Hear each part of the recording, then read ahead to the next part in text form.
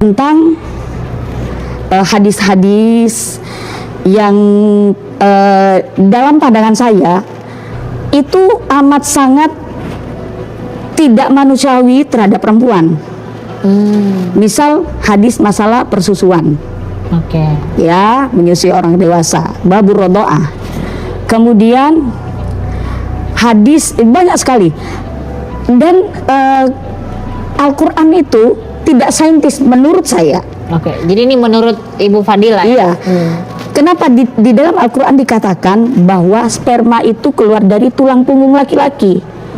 Sedangkan kalau kita berbicara tentang saintis, sperma kan tidak keluar dari tulang punggung laki-laki. Dari testis ya? Iya, itu dia tuh. Ya. Dan banyak hal lainnya, apalagi secara kemanusiaan, di mana Islam itu menyarankan, Al-Quran menyarankan untuk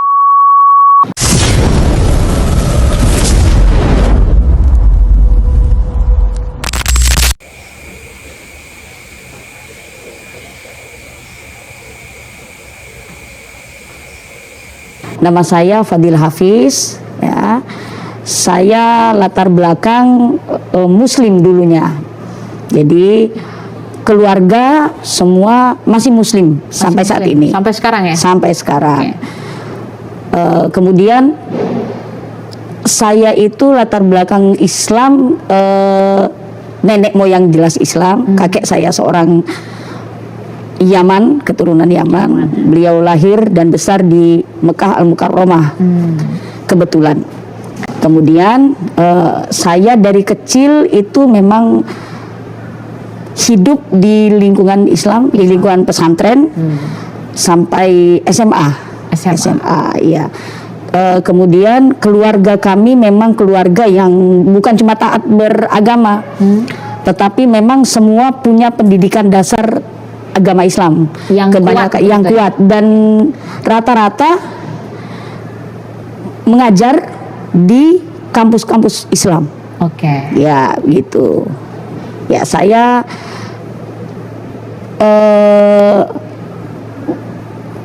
masuk Kristen, menjadi pengikut Kristus. Saya nggak mau bilang murtadin. Kalau saya bilang petobat baru. Itu lebih bagus. Kenapa nggak mau menyebut diri sebagai murtadin? Adakah alasan tertentu? Atau karena ya kurang cocok aja gitu?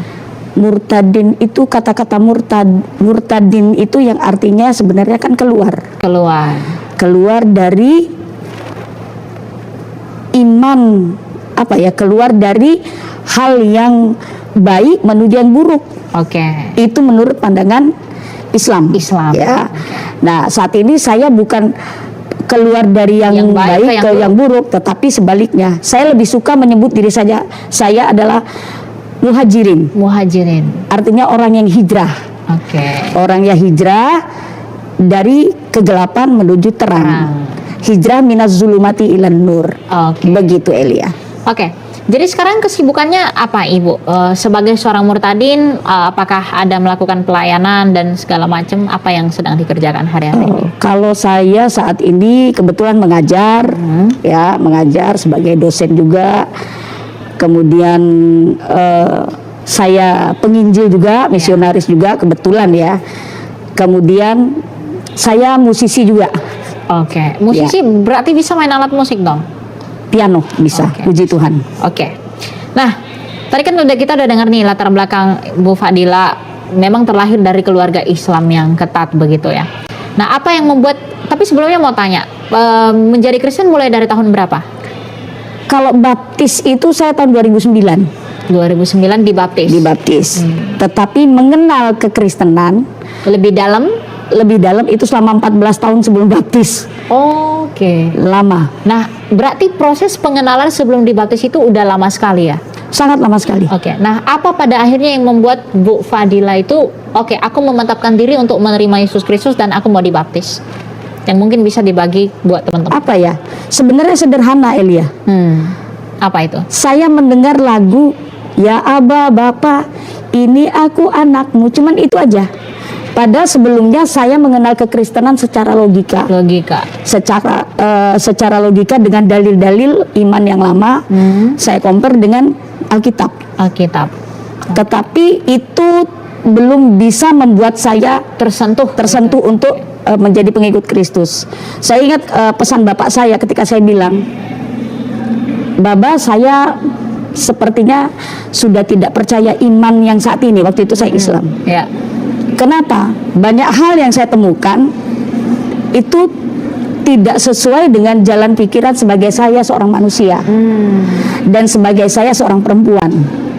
Kemudian bapak saya bilang, banyak hal yang ditemukan di dalam iman sebelumnya Islam, gitu ya. Okay. Iya. Bapak saya cuma bilang begini.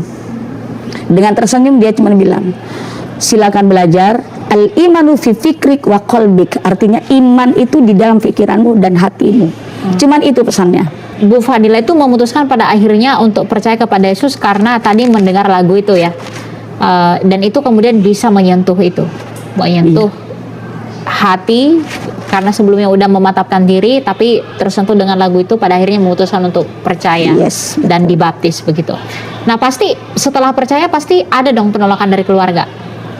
Jelas. Jangankan setelah dibaptis, sebelum dibaptis pertentangan dengan keluarga banyak ya. Ya. Saya memutuskan untuk tidak lagi meneruskan perkuliahan di kampus Islam. Itu menjadi satu hal yang melukai hati orang tua saya, terutama ibu ya. Kemudian bapak saya, kalau dulu masih ada bapak, kalau ada bapak itu kan beliau yang mengerti apa yang saya pikirkan kala itu, ada pembela lah. Ketika bapak meninggal, saya merasa saya tidak punya teman untuk bercerita, tidak punya teman untuk berdiskusi. Di situ saya merasa, wah, saya harus pergi. Ketika itu tahun 2000, saya meninggalkan kampung halaman. Saya lari sendirian ya? Sendirian. Saya lari, saya mencari orang yang bisa mengajari saya tentang kekristenan. Gak dapet, Elia. Karena dulu, kalau sekarang kan musim internet gampang. Ada Facebook, ada Instagram, ada TikTok sekarang, YouTube dan segala macam. Kita bisa mencari berjejaring dengan komunitas Kristen lah minimal. Dulu enggak ada. Jadi saya belajar sendiri dengan cara berpikir saya sendiri. Jadi itu yang membuat mungkin lama prosesnya sampai berbelasan tahun ya. Nah, itu. Tapi apakah keluarga sampai hari ini masih belum bisa menerima atau ada perlakuan yang mungkin kurang berkenan karena Ibu Fadila udah jadi seorang Kristen, yang notabene keluarganya semua adalah Muslim yang taat sekali begitu ya? Nah, apakah ada perlakuan yang tidak berkenan sampai sekarang yang mungkin membuat aku terlihat berbeda begitu? Puji Tuhan, sejak tahun 2022, bayangkan dari tahun 2000 saya pergi ya, meninggalkan kampung halaman. Tahun 2022 baru kami istilahnya bertabayun, kemudian kami berdamai dengan keluarga. Dengan keluarga. Puji Tuhan, saat ini sudah bisa menerima. Jadi saat ini meskipun pada awalnya berat, banyak keluarga yang menolak, tapi sekarang banyak keluarga yang sudah menerima. Betul. Dari tabayun tadi gitu. Iya. Nah, karena keluarga ini sudah dapat menerima, apakah ada beban untuk menginjili mereka? Oh, jelas. Pasti. Bagaimana itu kira-kira? Paling tidak kontekstual ya.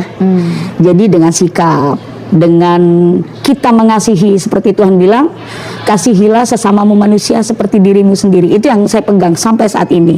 Itulah yang membuat keluarga bisa menerima saya. Bahkan kakak saya yang tertua bilang, itulah bedanya Kristen dengan kita. Apa tuh bedanya tuh? Kristen itu diapain aja, mau dicaci, mau dimaki, mau dihujat, dia tetap mengasihi. Jadi kalau saya bilang memang kasih Kristus itu ya, bukan dari saya, tetapi kasih Kristus itu yang menaungi saya, kemudian saya mereka bisa menerima saya. Mereka bisa melihat itu dan kemudian bisa menerima gitu ya. Nah, apakah sebagai seorang yang sudah menjadi Kristen ya, apa perbedaan yang terlihat mencolok dari ajaran sebelumnya dengan sekarang yang kemudian membuat ibu tetap bertahan sampai hari ini menjadi seorang Kristen, padahal kan sebelumnya udah bertumbuh di lingkungan Islam yang begitu kuat ya? Tapi setelah percaya Yesus pada akhirnya sampai sekarang tetap mau bertahan, bahkan mau melayani. Apa yang membuat ibu mau melayani, tetap bertahan? Apa yang membuat itu bisa ada dalam hati? Apa yang memotivasi? Kasih. Kasih. Kedua, hidup bagi Kristus, mati adalah keuntungan. Keuntungan ya. Itu yang dibayangkan ya. Betul. Bukan mati supaya dapat 72 bidadari. Oke, ya itu mungkin beda ya, tapi kematian di dalam Kristus itu bukan untuk cari mati ya, tapi rela mati berkorban demi pemberitaan akan Dia. Amin. Gitu. Oke. Nah, kira-kira sebagai seorang yang sudah menjadi Kristen, saya nggak bisa katakan petobat baru lagi ya, karena memang udah lama menjadi Kristennya. Nah, apa nih kira-kira tantangan ke depannya buat orang-orang yang mungkin banyak nih penonton yang masih ragu ya? Aduh, aku mau ikut Yesus enggak ya? Aku terlahir di keluarga Muslim gitu, begitu. Mungkin mereka belajar kekristenan tapi masih ragu untuk memutuskan percaya kepada Yesus. Nah, Ibu Fadila nih awalnya juga pasti pernah mengalami hal itu dong. Pasti. Ya, tapi apa yang bisa disampaikan kepada teman-teman agar mereka memantapkan pilihan mereka? Oke, Yesus ini adalah pilihan yang paling tepat. Dan belajar pribadi sendiri. Belajar. Harus banyak belajar tentang kekristenan, karena kekristenan itu tidak gampang. Iman kekristenan itu tidak mudah. Ya. Makanya saya selalu bilang ke siapapun, syarat menjadi orang Kristen cerdas. Oke. Ya, harus cerdas. Jadi itu yang paling penting. Jadi harus banyak belajar tentang firman Tuhan. Karena apa? Ketika kita ditanya, kita mampu menjawab. Itu yang paling penting. Ketika kita ditanya, kita tidak mampu menjawab, banyak yang balik lagi. Ya. Itu paling penting. Tersandung karena itu. Betul. Tapi sekarang lagi populer suatu ungkapan bahwa yang mualaf itu yang cerdas. Itu gimana menurut Bu Fadila? Katanya yang logis tuh ya iman kami yang ini nih bukan iman Kristen gitu. Itu gimana sebagai seorang yang meninggalkan Islam lalu menjadi Kristen? Oke, kita bicara dalam hal, dulu saya 14 tahun, 3 tahun saya sempat ateis. Oke. Ya, saya ingin mengosongkan diri saya karena saya tidak bisa belajar kekristenan seperti orang-orang lain. Saya masuk gereja waktu itu, saya diusir, dibilang penyusup, mau ngebom gereja, macam-macam kan. Yeah. Akhirnya saya memutuskan untuk saya belajar sendiri, dan itu sulit sekali. Oke. Jadi ketika memutuskan untuk menjadi Kristen, kenapa saya bilang tidak gampang? Karena kekristenan itu bukan cuma kita sekedar mengucapkan saja, kasihilah musuhmu, ampunilah mereka yang bersalah kepada kamu. Itu berat, Elia. Ya. Berat. Kemudian itu secara kemanusiaan. Karena makanya saya bilang harus mengosongkan diri. Ketika kita berdiri sebagai manusia yang punya sisi kemanusiaan yang lebih dari yang lain, itu kita akan berpikir, karena tidak ada iman lain yang mengajarkan tentang kasihilah musuhmu. Satu, ya. Tidak kasihilah ada musuhmu itu ya. Betul. Yang paling membuat kita terkagum-kagum nih dengan Yesus Kristus gitu. Betul. Tidak ada juga yang mengatakan kalau di sana, man baddala dinahu faqtuluh. Barang siapa yang mengganti agamanya, maka bunuhlah dia.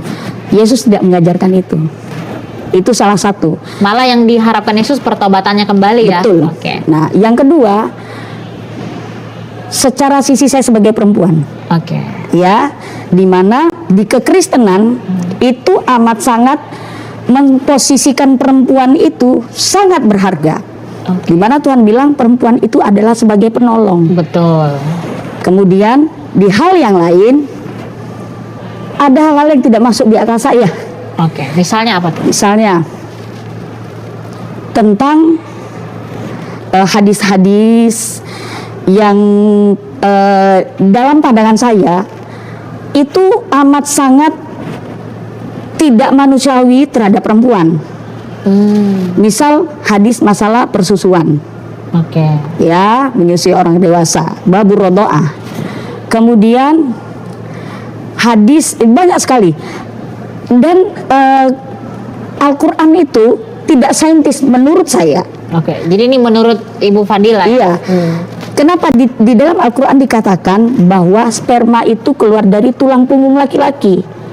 Sedangkan kalau kita berbicara tentang saintis, sperma kan tidak keluar dari tulang punggung laki-laki. Dari testis ya. Iya, itu dia tuh. Ya. Dan banyak hal lainnya, apalagi secara kemanusiaan, di mana Islam itu menyarankan, Al-Quran menyarankan untuk orang di luar iman Islam. Itu yang saya baca. Oke lah, mungkin mereka bilang itu kan sesuai konteksnya, atau harus sesuai dengan asbabun nuzul. Nah, yang mana saya lihat, Pak ngomong ya, yang ngebom gereja, ngebom tempat ibadah orang lain, yang yang menghalangi orang lain untuk beribadah, itu kebanyakan membaca dari kitab mereka sendiri. Iya. Oke. Jadi mungkin hal-hal itu yang membuat Ibu Fadila terganggu ya, yang pada akhirnya ya saya memutuskan untuk percaya kepada Yesus. Ya. Satu lagi Elia. Ya. Saya dulu kan kuliah di Fakultas Adab, jurusan Sastra Arab. Oke. Tidak sampai selesai sih, cuma 6 semester. Disitulah ketika saya ujung tombak saya meninggalkan Islam. Ketika saya membaca banyak, saya mengkritik teks waktu itu, banyak gramatika bahasa Arab yang di dalam Al-Quran itu banyak yang beberapa itu tidak sesuai dengan gramatika bahasa Arab. Ya, nggak perlu saya sebutkan di sini, mungkin bisa nonton di beberapa video saya. Nah, itu yang membuat saya kok seperti ini. Ya, kalau kita tarik sejarah bahasa, Kristen Arab itu lebih dulu menggunakan bahasa Arab untuk Alkitabnya. Kenapa ketika saya membaca Al-Muqaddas itu ya? Alkitabul Muqaddas, ketika saya baca itu kok gramatikanya itu lebih detail di Alkitabul Muqaddas daripada Al-Quran. Sedangkan kalau kita tarik sejarah tentang gramatika bahasa Arab, itu konon katanya di zaman Ali bin Abi Thalib. Artinya jauh setelah Kristen, betul? Ya. Nah, tapi kenapa Kristen itu lebih detail gramatika bahasa Arabnya? Itu yang menjadi pertanyaan saya. Oke. Berarti ini ada distorsi sejarah tuh, mengenai bahasa Arab sendiri itu. Oke. Dan kemudian ketika hal-hal itu berkumpul bersama-sama dan terus-menerus, dan itu yang memantapkan Bu Fadila untuk keluar dari sana lalu menjadi Kristen karena menemukan bahwa ajaran yang benar-benar sesuai dalam prinsip hidup itu di dalam Kristen, begitu ya? Iya. Oke. Tapi apakah pernah mungkin ya, mohon maaf, mendapatkan perlakuan yang tidak buruk selama menjadi seorang? Yang buruk. Yang buruk, ya, Ya. yang buruk maksudnya. Apakah pernah mendapat perlakuan Sering. buruk? Sering. Misalnya dalam hal apa tuh? Pernah dipersekusi? Oh, pernah? Waduh. Persekusi nih. Lalu apa lagi? Apa ya? Mungkin cacian, makian? Oh, itu sudah hal biasa. Pasti. Pasti. Sampai saat ini pun Ya, begitu. oke. Eh, Tapi bagaimana Bu Fadila menanggapi itu semua? itu lucunya Elia. Ya. Dulu saya waktu di Islam, saya suka ngeledekin orang Kristen kan. Pokoknya saya, ya macam-macam lah hujatan saya kepada Kristen. Dan orang Kristen ini ketawa aja, saya pikir, oh kamu pengecut. Iya. Karena kamu minoritas, itu dalam pikiran saya. Begitu saya masuk Kristen, saya dihujat, saya dimaki, saya dipersekusi, saya senyum aja. Saya berpikir, oh begini yang dirasakan orang Kristen ketika saya menghujat. Itu berbalik ke saya. Seakan-akan ada sesuatu yang menahan kita untuk membuat pembalasan Pembalasan, itu, ya. itu tuh. Karena Tuhan berkata pembalasan adalah hakku, gitu ya. Kita hanya disuruh mengasihi, mengampuni, dan lain sebagainya. Berarti Bu Fadila memang ketika sudah menjadi Kristen sudah menikmati apa yang menjadi buah dari iman itu ya. Dalam hal ini ya tidak melakukan pembalasan, membiarkan, dan tetap fokus pada pelayanan ya. Amin, puji Tuhan. Tapi berat sih memang. Pasti berat. Pasti berat. Tidak, saya pun tidak sesempurna itu. Iya ya. Ya, tidak sesempurna itu. Melewati, butuh proses. Dan saya juga dikenal orang yang keras kan. Katakan dia di atas ya, katakan tidak di atas tidak. Selebihnya dari si jahat kan, itu firman Tuhan. Nah, itu yang selalu saya pegang. Memang yang paling sulit adalah